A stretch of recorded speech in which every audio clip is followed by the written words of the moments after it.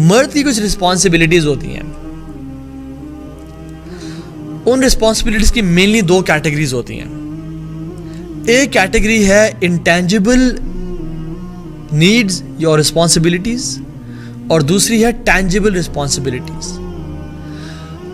سب continent کے اور پوری دنیا کے اکثر مرد اپنی رسپانسبلٹیز کو صرف ٹینجبل رسپانسبلٹیز کو سمجھ کے کہتے ہیں کہ ہم نے تو پیسہ, کھانا, شیلٹر, بیڈ دے دیا, ہماری رسپانسبلٹیز ختم.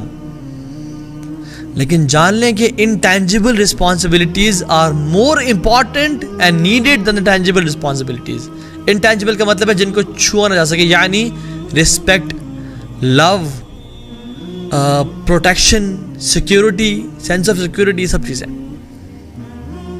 اور اس میں انٹینجبل نیڈ کی پہلے بات کر لیتا ہوں کہ سب سے امپورٹنٹ جو نیڈ ہے, جو ضرورت ہے, وہ کیا ہے کہ ہسبینڈ عورت کی رسپیکٹ کرے اور اس کی سیلف رسپیکٹ کو مینٹین کرے. رسپیکٹ کرے اس کی اور اس کی سیلف رسپیکٹ کو مینٹین کرے. By respecting her and protecting her, ایک سیکیورٹی پرووائڈ کرے اسے اور اس کی سینس آف سیکیورٹی کو بھی پروٹیکٹ کرے. یہ شوہر کی one of the biggest responsibilities on a husband, کہ اس کی رسپیکٹ کرے, اسے قدر کرے, اس کو ویلیو کرے, اس کی سیلف اسٹیم کو, سیلف کانفیڈنس کو بڑھائے, اس کی سیکیورٹی کا خیال رکھے. ہم نے اپنے آپ کو قوام اللہ نے ہمیں بنایا ہے. قوام کا مطلب ہم نے کیا سمجھ لگا کہ میں ساری زندگی کے لیے اتھارٹی اور حکم چلاتا رہوں اور کہوں stand up, sit down, go there, go right, go left, یہ لاؤ, وہ باؤ, سو جاؤ, اٹھو. ہم نے سمجھا قوام کا مطلب یہ ہے.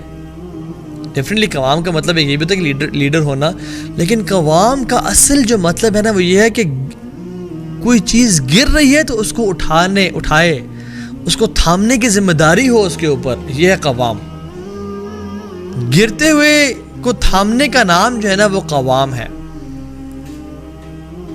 Unfortunately nowadays it's the opposite, and the opposite thing is جس شخص نے ایک عورت کو سیکیورٹی یا اس کی سیلف رسپیکٹ کو مینٹین رکھنا تھا by protecting Hare sense of self respect and sense of security, وہی انسان ہے جو بیڈ روم میں آ کے اس کی سیکیورٹی کو تار کر رہا ہے اور اس کی رسپیکٹ کو پار کر رہا ہے.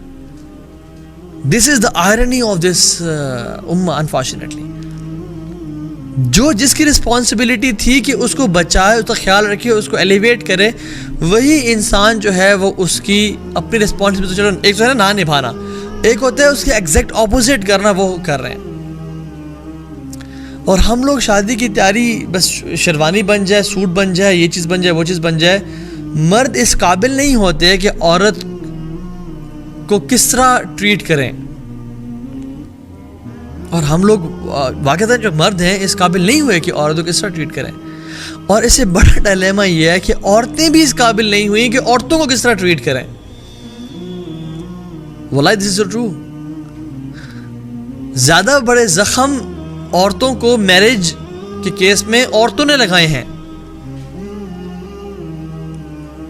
کبھی ساس کی شکل میں, کبھی سالی کی شکل میں, کبھی کس کی شکل میں, کبھی کسی شکل میں. اور جو ٹینجیبل نیڈز ہیں ایک عورت کی جو کہ مرد نے پوری کرنی ہے, کھانا پینا, کپڑا, شیلٹر, سی, واللہ میں آپ کو بتاؤں اگر انٹینجیبل نیڈز بالکل پوری ہو رہی ہیں اور ٹینجیبل میں کمی کوتاہی بھی رہ جاتی ہے اور ایک کیمسٹری اور ایک لو مینٹینڈ ہے تو اس میں وہ گزارا کر لے گی. لیکن اگر ٹینجیبل نیڈز تو بالکل پوری ہو رہی ہیں, آپ نے اچھی گاڑی دی ہوئی ہے, اچھا بنگلہ دیا ہوا ہے, ڈرائیور دیا ہوا ہے, پیسے اپنا ATM کارڈ ایسے دیا ہوا ہے, لیکن آپ اس کو ذلیل کرتے ہیں, اس کو گالی گلوچ کرتے ہیں, اس کو ابیوز کرتے ہیں, اس کو مارتے پیٹتے ہیں اور اس کو ایک میڈ بنا کے رکھا ہوا ہے, تو پھر یہ شادی کا جو سواری ہے, یہ جو بوٹ ہے, یہ شور تک نہیں پہنچ پائے گی.